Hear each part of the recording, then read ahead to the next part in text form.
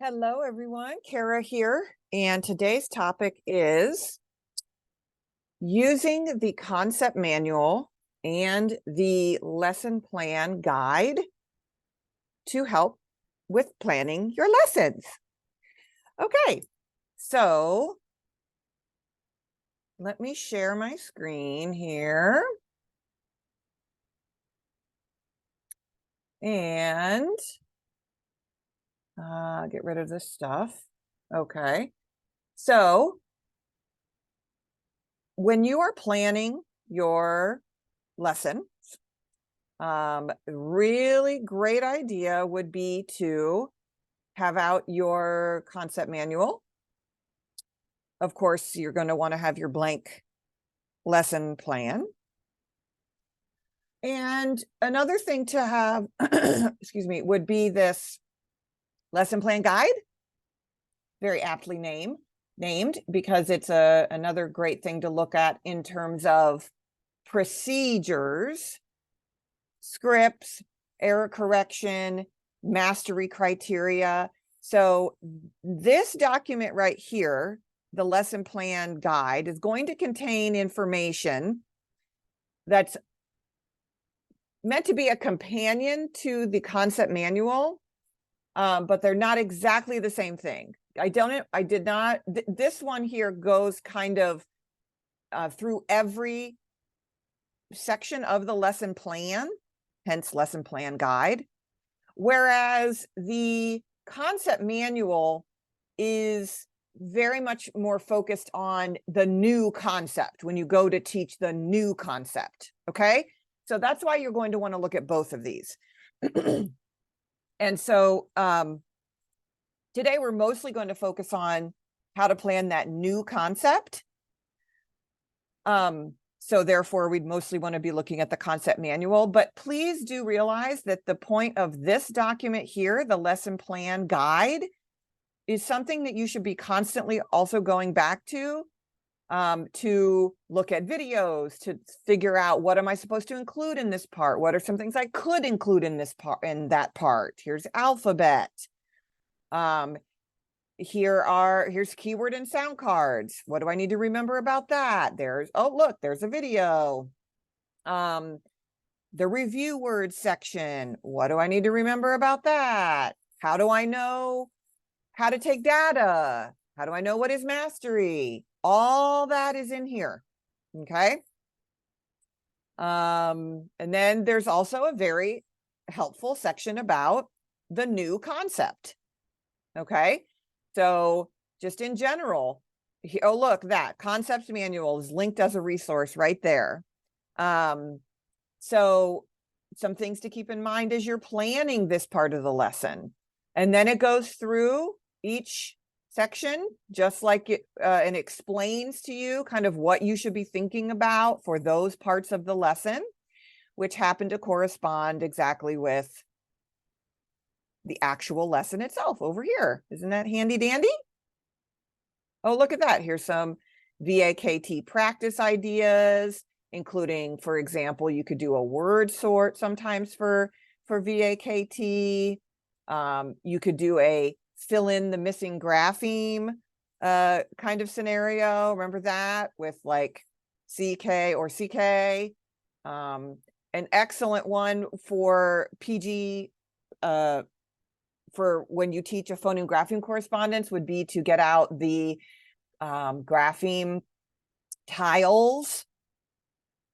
There was a sheet of paper that were called grapheme tiles that you were given. Just cut those out, make words, manipulate the graphemes to make new words. All of that is laid out right here. Okay. If you happen to be teaching a wonder word or set of wonder words for the new concept, this is a good guide for that. Remember that when you're doing a wonder word, you're not going to be following this right here. Okay. This is a guided discovery for a phoneme grapheme correspondence or a spelling procedure, right? Spelling rule like floss rule or CK or whatever. But this over here is where you would look to find information about how to teach a wonder word or set of wonder words. Okay, so again, wonder words are not going to follow this auditory, visual, VAKT, da da da da da. They have their own way of being taught.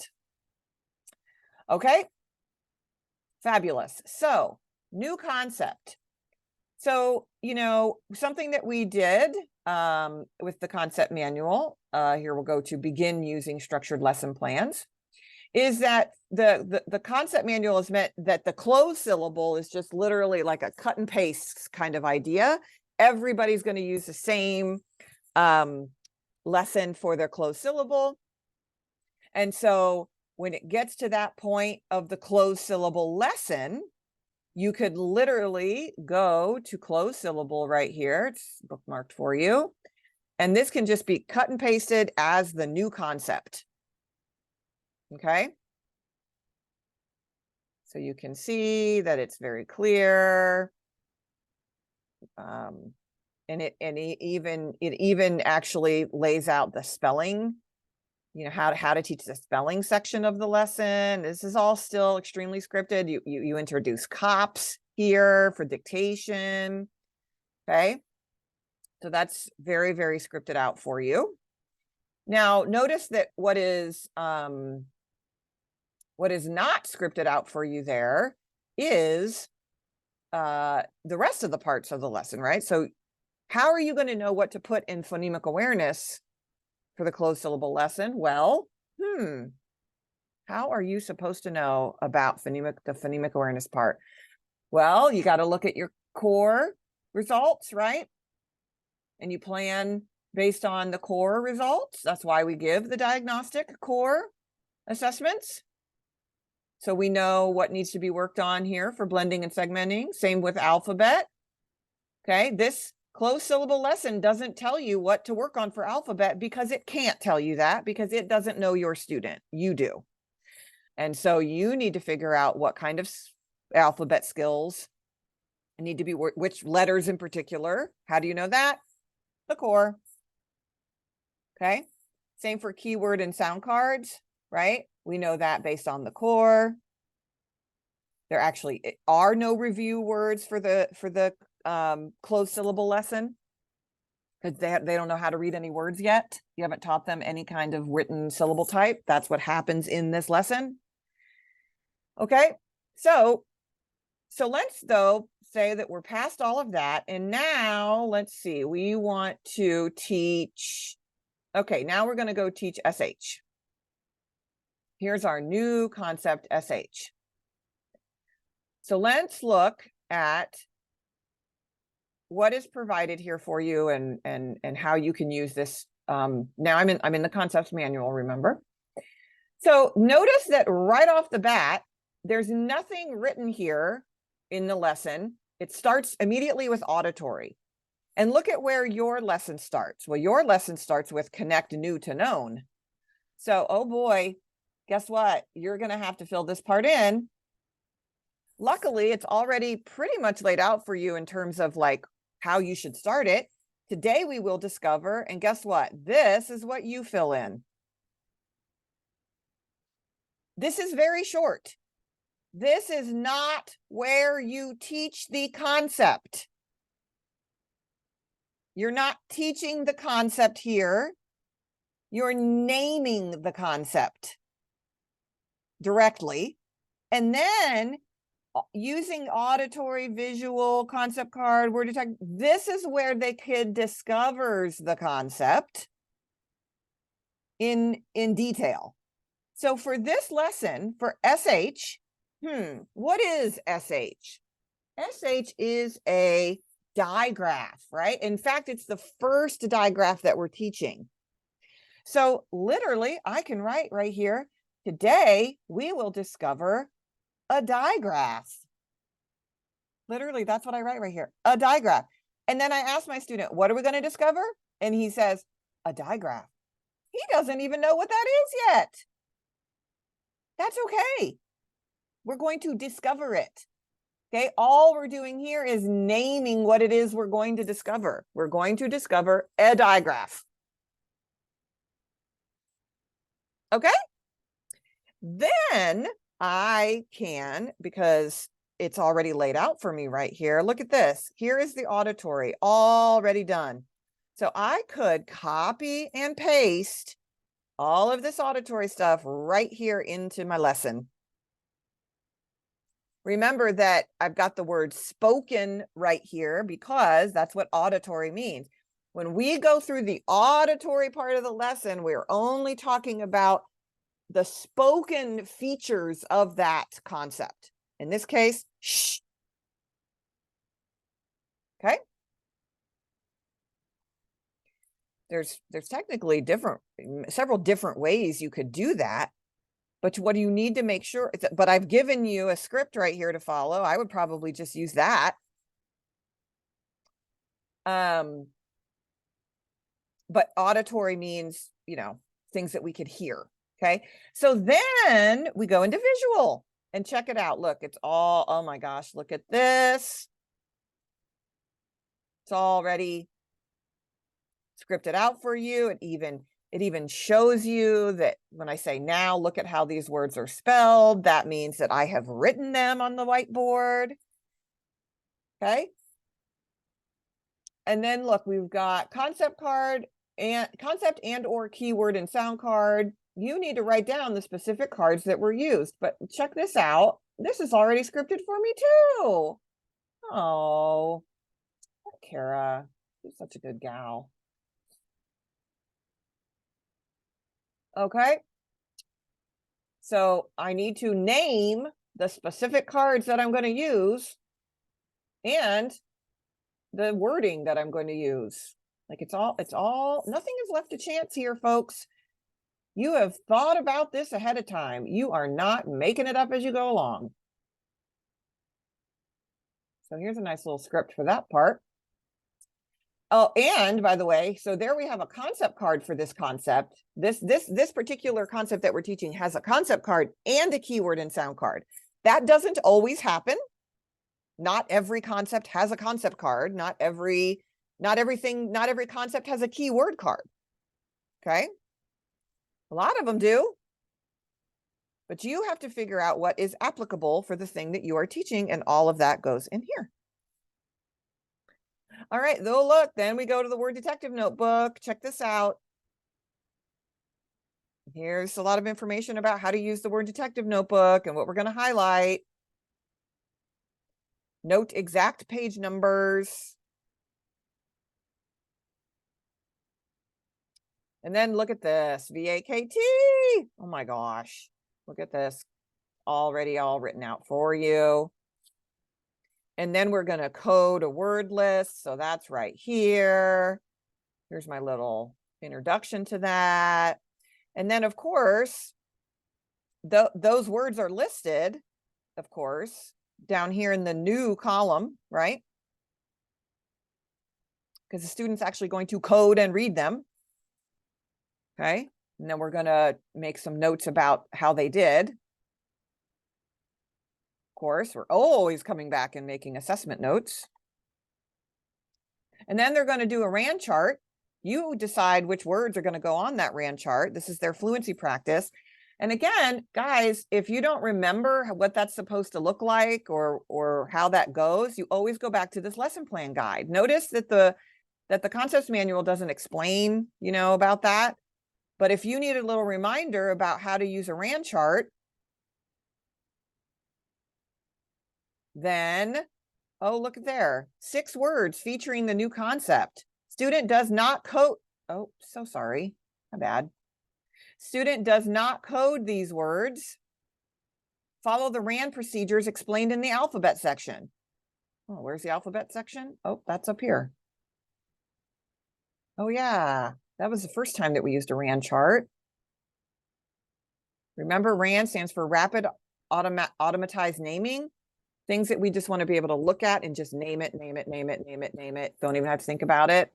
Helps that's that orthographic mapping part. Okay. So I use the same procedures as that I did with the letters, but now I've got words on my chart. Okay. So I want you to notice here how to kind of use these two very important resources, this lesson plan guide and the concepts manual. Okay. So that SH lesson was still, Kara was super nice. She gave me a whole bunch of all of this information already on that SH lesson. But you know, as I've done more and more lessons, I've really started to internalize, and I've noticed that there's this pattern to the lessons that when I'm, you know, part of this being an emotionally sound practice and a way for kids to learn all of these concepts is that it's like repetitive. It's like every time we learn a new phoneme grapheme correspondence, we do auditory, we do visual, we look at the Word Detective Notebook, we look at the keyword and sound card, we practice it in a multisensory way, VAKT, we code a list of words, then we read words on a RAND chart. There's a method to the madness. Okay. So let's say now I want to go and I've done all these other lessons, da da da da da da da da da. Oh, look at that. Notice how there is no bookmark. Kara, you forgot the bookmark for initial S clusters. Where is it? Oh, sorry to say there isn't one. But what other lesson could you look at as an excellent sort of like exemplar of how to teach S clusters? Well, I would look at the L cluster lesson because it's like pretty much the same exact concept, just with different letters, right? So there isn't a bookmark for that. Does that mean you're not supposed to teach it? No, it does not mean that. You definitely need to teach it, but you are going to have to come up with the wording and how are you going to explain that concept to your kid? Well, thankfully you have a example from L clusters to go off of. But it's not going to be a cut and paste job. You're going to have to do some typing. You're going to have to do some thinking about what words to use. I would probably use my controlled word list, you know, stuff like that. Okay. Let's go down and see. All right, let's check out this CK lesson. Boy, let's see what happens there. Oh man. Oh, well, look how nice Kara was here. Look at this. Look at this. What's this? This doesn't have any label on it. Oh no, what is this?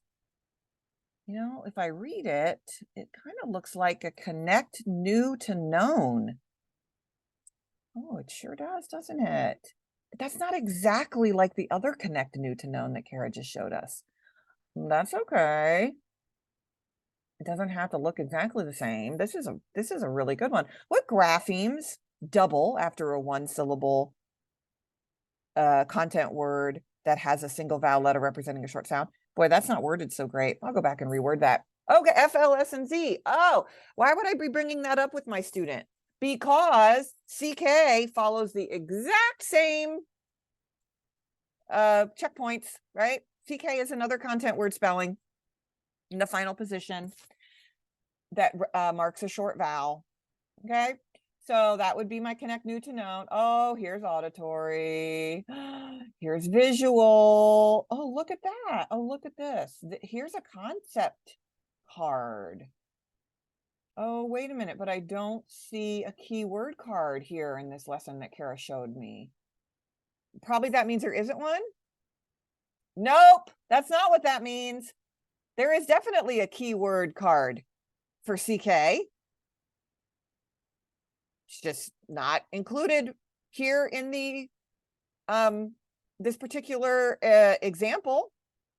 That doesn't mean that you don't include it. So yeah, you're definitely going to say in here what keyword and sound cards and concept cards you're going to include, right? Oh, there's a Word Detective Notebook. Oh, here's a different kind of VAKT practice. That's cool. That's one of those, you know, fill in the missing grapheme ones. Cool, cool, cool. Oh, wait a minute. But then wait a minute. What I see over here, coding is next. But Kara doesn't have that listed over here.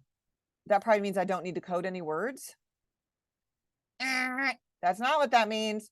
You absolutely have the kid code a list of words with all of them are going to have CK, right? And you're also going to have them do a RAND chart, but it's not listed over here in the concept manual. Doesn't matter. Does this concept lend itself to a RAND chart? Yeah, absolutely. We can put words that end in CK. We can pick 6 of them, put them on a RAND chart, practice them.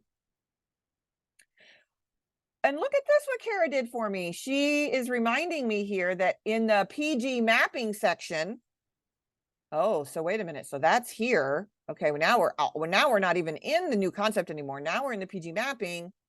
And she's reminding me that I'm going to have to be pretty explicit here with my student about their new answers for PG mapping, right? For the sound. Oh, that was so nice that Kara did that. So notice that the concept manual